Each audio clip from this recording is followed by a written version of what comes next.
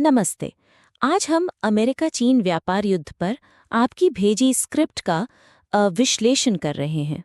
Script का जो मुख्य तर्क है वो ये कि ये टकराव सिर्फ व्यापारिक असंतुलन का नतीजा नहीं था, बल्कि चीन के तेज उदय के प्रति अमेरिकी चिंता, शायद एक असुरक्षा, उससे भी प्रेरित था। तो चलिए देखते हैं और कैसे बेहतर बना सकते हैं। हाँ, ये एंगल कि अमेरिका चीन की तरक्की से कुछ हद तक मतलब असुरक्षित महसूस कर रहा था, ये तो काफी मजबूत पॉइंट है और स्क्रिप्ट इसे अच्छे से पकड़ती भी है। पर सवाल ये है कि क्या ये पूरी कहानी है? मुझे लगता है यहीं से हमारी आज की बातचीत शुरू हो सकती है। बिल्कुल। और यहीं से हमारा पहला बिंदु भी उभरता है। स्क्रिप्ट का ये जो केंद्रीय विचार है कि व्यापार युद्ध मुख्य रूप से अमेरिकी असुरक्षा या चीन की तरक्की से एक तरह की जलन पर आधारित था, इसे थोड़ा और सूक्ष्मता देकर, मतलब न्यूएंस्ड बनाकर और प्रभावशाली बनाया जा सकता है। सूक्ष्मता। तो आप कह रही हैं कि ये तर्क दिलचस्प तो है, पर शायद थोड़ा, क्या कहते हैं, एकांगी सा महसूस होता है। कहीं ऐसा तो नहीं है कि सिर्फ डर या जलन पर फोकस करके हम कहानी को जरूरत से ज्यादा सरल बना रहे हों? क्योंकि असल में तो आप देखें तो कई सारे फैक्टर्स होते हैं ना। सही पकड़ा आपने। कमजोरी यही लगती है कि अभी ये तर्क थोड़ा एक तरफा सा है। सिर्फ डर पर इतना जोर देने से जो दूसरे अहम भूराजनैतिक और आर्थिक मुद्दे हैं, जैसे कि भाई कुछ खास अमेरिकी उद्योगों का अपना दबाव था, या राष्ट्रीय सुरक्षा की वास्तविक चिंताएं थीं, या फिर चीन की अपनी व्यापार नीतियां जैसे सब्सिडी देना या मार्केट एक्सेस मुश्किल करना, वो कहीं न कहीं पीछे रह जाते हैं। हाँ, वो दब जाते हैं एक तरह से। हाँ, और इससे विश्लेषण शायद थोड़ा कमजोर लग सकता है। तो आप कह रही हैं कि ये डर वाला एंगल गलत नहीं है, पर अधूरा है।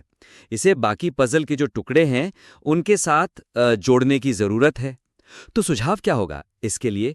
क्या हमें इस मनोवैज्ञानिक पहलू को, मतलब डर वाले एंगल को, कम करना चाहिए? नहीं, कम नहीं करना है। बिल्कुल कम नहीं, बल्कि उसे सही संदर्भ में रखना है। सुझाव ये है कि इस मनोवैज्ञानिक या रणनीतिक कोण को, यानी डर, जलन वाला, बनाए रखते हुए इसे दूसरे फैक्टर्स के साथ साफ तौर पर जोड़ें।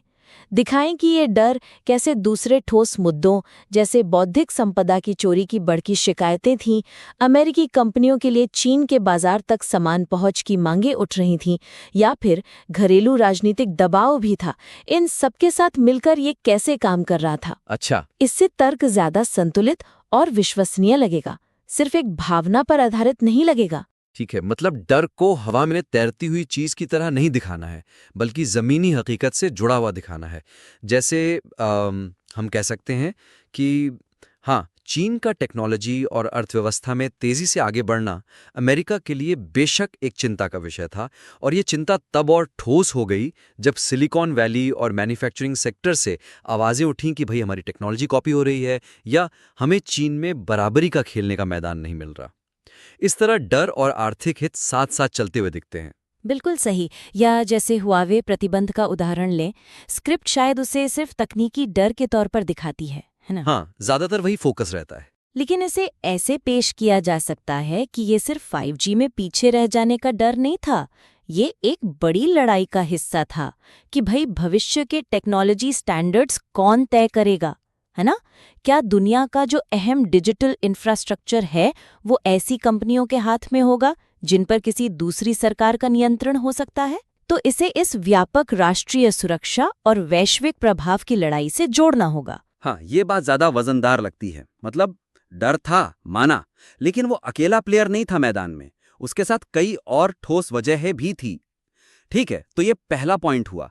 अब आगे बढ़ें। हाँ, दूसरा बिंदु स्क्रिप्ट के फॉर्मेट से जुड़ा है, जो दो वक्ताओं के बीच बातचीत का प्रारूप है।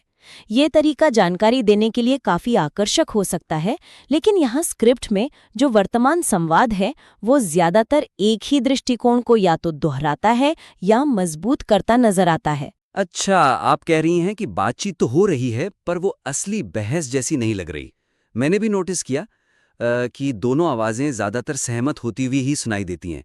एक ने कुछ कहा, दूसरे ने कहा हाँ, बिल्कुल सही। इससे सुनने वाले को क्या नया मिल रहा है? ऐसा लगता है मानो एक ही स्क्रिप्ट को दो लोग बस पढ़ रहे हों। यही तो कमजोरी है। दोनों वक्ताओं के बीच विचारों का असली आदान प्रदान, थोड़ी सी नोक-झोंक या एक स्वस्थ टकराव वो कम नजर आता है। इससे चर्चा थोड़ी सपाट और पूर्वानुमानित सी हो जाती है और हम विषय की जो जटिलताएं हैं, जहां अलग-अलग मत हो सकते हैं, जहां हर चीज का एक सीधा जवाब नहीं होता, उनकी गहराई में उतरने का मौका कहीं न कहीं खो देते हैं। तो मतलब सिर्फ सहमत होने से काम नहीं चलेगा, हाँ में हाँ मिलाने से बात नहीं बनेगी। पर इसका हल क्या है फिर? क्या हम उन्हें आपस में मतलब लड़वा दें? नहीं, लड़वाना नहीं है, लेकिन संवाद की जो बनावट है उसे थोड़ा बदलना होगा ताकि उसमें ज्यादा गतिशीलता आए।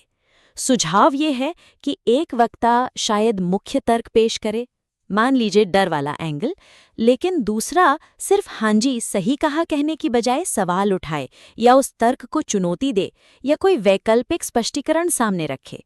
भले ही अंत में वो मुख्य तर्क का समर्थन ही क्यों न करे, लेकिन उस तक पहुंचने का रास्ता थोड़ा घुमावदार हो, थोड़ी बहस वाला हो। समझ गया।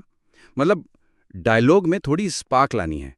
जैसे एक वक्ता अगर कहे ट्रंप का मेक अमेरिका ग्रेट अगेन का नारा साफ तौर पर चीन के उदय से पैदा हुए डर को दिखाता है, तो दूसरा सिर्फ हामी भरने के बजाय कह सकता है, हाँ डर का एंगल तो है इसमें, पर क्या हम इसे सिर्फ डर तक ही रख सकते हैं? वो जो 400 अरब डॉलर का व्यापार घाटा था जो सालों से बढ़ रहा था, उसका क्या? क्या स्टील या ऑटो इंडस्ट्रीज का जो दबाव था वो सिर्फ एक कहानी थी? हो सकता है डर ने आग में घी का काम किया हो, पर आग तो शायद पहले से ही सुलग रही थी, कुछ ठोस आर्थिक वजहों से। बेहतरीन उदाहरण, बिल्कुल। या फिर जब 5G और हुआवे पर बात हो रही हो तो दूसरा वक्ता ये सवाल उठा सकता है, ठीक है, टेक्नोलॉजी की रेस तो अहम थी ही, पर क्या चीन की जो बढ़ती जियोपॉलिटिकल महत्वाकांक्षाएं हैं, जैसे उनका वो विशाल बेल्ट एंड रोड इनिशिएटिव जिसके जरिए वो दुनिया भर में अपना प्रभाव बढ़ा रहे हैं, क्या ये इस टकराव में बराबर की भूमिका नहीं निभा रही थी? कहीं ऐसा तो नहीं कि अमेरिका सिर्फ टेक्नोलॉजी में पीछे रहने से नहीं, बल्कि चीन के बढ़ते वैश्विक दबदबे से भी डर रहा था? हाँ, इस तरह के सवाल न सिर्फ चर्चा को ज्यादा दिलचस्प बनाएंगे, बल्कि सुनने वाले को भी मुद्दे के अलग-अलग पहलुओं पर सोचने पर मजबूर करेंगे। ये स्क्रिप्ट को महज एक जानकारी देने वाले पीस से उठाकर एक विचारोत्तेजक विश्लेषण का रूप देगा। सही है? ठीक है, तो ये दूसरा पॉइंट भी साफ है, डायलॉग में जान डालनी है। अब तीसरा क्या है? तीसरा बिंदु पहले वाले से थोड़ा जुड़ा हुआ है, पर इसका फोकस थोड़ा अलग है। स्क्रिप्ट अमेरिका चीन व्यापार युद्ध की असली कहानी बताने का दावा करती है, लेकिन ये जो डर और जलन वाला कोण है, इस पर बहुत ज्यादा निर्भरता दूसरे महत्वपूर्ण आयामों को पूरी तरह से उभरने से रोक सकती है। मतलब हम फिर से डर वाले एंगल पर आ गए, पर इस बार किस नजरिए से देख रही हैं आप इसे? इस बार नज़र इस बात पर है कि स्क्रिप्ट बाकी अहम मुद्दों को कैसे पेश करती है, जैसे वो भारी भरकम व्यापार घाटा था 400 बिलियन वाला, टेक्नोलॉजी की जो होड़ थी, हुआवे, AI, 5G, और ये सवाल कि वैश्विक व्यवस्था के नियम कौन तय करेगा। स्क्रिप्ट इन सब का जिक्र तो करती है, इसमें कोई शक नहीं, लेकिन अक्सर इन्हें सिर्फ अमेरिकी डर या जलन के सबूत के तौर पर ही इस्तेमाल करती है। अच्छा, मैं समझा। यानी इन मुद्दों को उनकी अपनी स्वतंत्र अहमियत नहीं दी जा रही, उन्हें सिर्फ मुख्य तर्क, डर को सपोर्ट करने वाले उदाहरणों की तरह देखा जा रहा है। ये तो वाकई एक कमजोरी हो सकती है। जैसे भाई टेक्नोलॉजी स्टैंडर्ड्स कौन सेट करेगा? ये तो अपने आप में खरबों डॉलर और दशकों के वैश्विक प्रभाव का सवाल है। ये सिर्फ इसलिए अहम नहीं है कि अमेरिका डर गया था। बिल्कुल। या चीन का जो स्टेट कैपिटलिज्म मॉडल है, मतलब जहां सरकार अर्थव्यवस्था में सीधी और बड़ी भूमिका निभाती है, ये पश्चिमी देशों के लिए एक बुनियादी चुनौती है। इसका महत्व सिर्फ अमेरिकी डर से कहीं ज्यादा गहरा है। ये तो सिस्टम की लड़ाई है। बिल्कुल। कमजोरी यही है कि ऐसा करने से इन मुद्दों की अपनी स्वतंत्र जटिलता और उनका जो अपना वजन है, वो शायद कम हो जाता है। तो सुझाव क्या है फिर? सुझाव तो मुझे लगता है स्पष्ट है। इन अलग अलग तत्वों को, आर्थिक मुद्दे जैसे व्यापार घाटा, निवेश, तकनीकी मुद्दे 5G, AI और भू राजनीतिक मुद्दे, वैश्विक नियम, BRI, इनको ज्यादा संतुलित तरीके से पेश करें। दिखाएं कि ये सब आपस में जुड़े तो हैं, बेशक जुड़े हैं, लेकिन हर एक की अपनी कहानी भी है, अपनी जटिलता है और अपना स्वतंत्र महत्व भी है। डर या जलन को एक अहम, शायद चिंगारी लगाने वाले उत्प्रेरक कारक के तौर पर दिखाएं, लेकिन उसे पूरी कहानी की इकलौती या मुख्य वजह बनाने से बचें। इसे अमल में कैसे लाया जा सकता है? कुछ उदाहरण दे सकती हैं आप? जरूर। जैसे व्यापार घाटे की बात करते हुए सिर्फ ये कहने के बजाय कि इसने अमेरिका को असुरक्षित महसूस कराया, स्क्रिप्ट ये भी समझा सकती है कि इस घाटे का अमेरिकी नौकरियों पर, खासकर मैन्युफैक्चरिंग सेक्टर में और कुछ खास इलाकों की अर्थव्यवस्था पर क्या वास्तविक या कम से कम कथित असर पड़ा, और इस असर में नेताओं पर एक्शन लेने का राजनीतिक दबाव कैसे बनाया। आखिर नेताओं को वोटरों को भी तो जवाब देना होता है ना। हाँ, ये बात सही है। और जब नियम कौन तय करेगा वाले जियोपॉलिटिकल पहलू पर बात हो, उसे सिर्फ अमेरिकी डर के नतीजे के तौर पर दिखाने के बजाय इसे दो अलग अलग विश्व दृष्टिकोणों के बीच एक गहरे वैचारिक और सिस्टमिक टकराव के रूप में भी पेश करें। एक तरफ पश्चिम का लोकतांत्रिक बाजार आधारित मॉडल है, कम से कम सिद्धांत में तो है, और दूसरी तरफ चीन का राज्य नियंत्रित मॉडल है। तो ये लड़ाई सिर्फ डर से नहीं, बल्कि मूल्यों, व्यवस्थाओं और भविष्य के वैश्विक रास्ते को लेकर जो बुनियादी मतभेद हैं, उनसे भी जुड़ी है। और चीन की अपनी भूमिका? स्क्रिप्ट में डेंग शाओपिंग के सुधारों से लेकर बीआरआई तक का जिक्र तो है। हाँ, बिल्कुल है। तो उसे सिर्फ अमेरिका के डर की वजह के तौर पर ना देखें। उसे चीन की अपनी महत्वाकांक्षा, उसकी सोची समझी दीर्घकालिक रणनीति और दुनिया में अपना सही मुकाम हासिल करने की उसकी कोशिश के तौर पर भी दिखाएं। चीन सिर्फ अमेरिका की चालों पर प्रतिक्रिया नहीं दे रहा था, वो खुद भी एक एजेंडा सेट कर रहा था, अपनी वैश्विक भूमिका को सक्रिय रूप से आकार दे रहा था। इसे दिखाने से विश्लेषण ज्यादा संतुलित और गहरा लगेगा। सही कहा।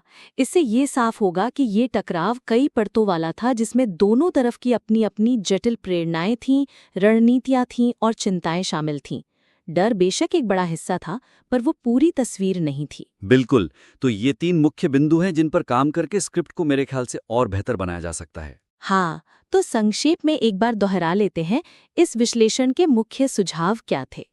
पहला, अपना जो केंद्रीय तर्क है, डर, जलन वाला, उसे सिर्फ भावना तक सीमित ना रखें, बल्कि उसे ठोस आर्थिक चिंताओं, राष्ट्रीय सुरक्षा के मुद्दों और चीन की अपनी नीतियों जैसे अन्य कारकों के साथ जोड़कर अधिक सूक्ष्म और संतुलित बनाएं।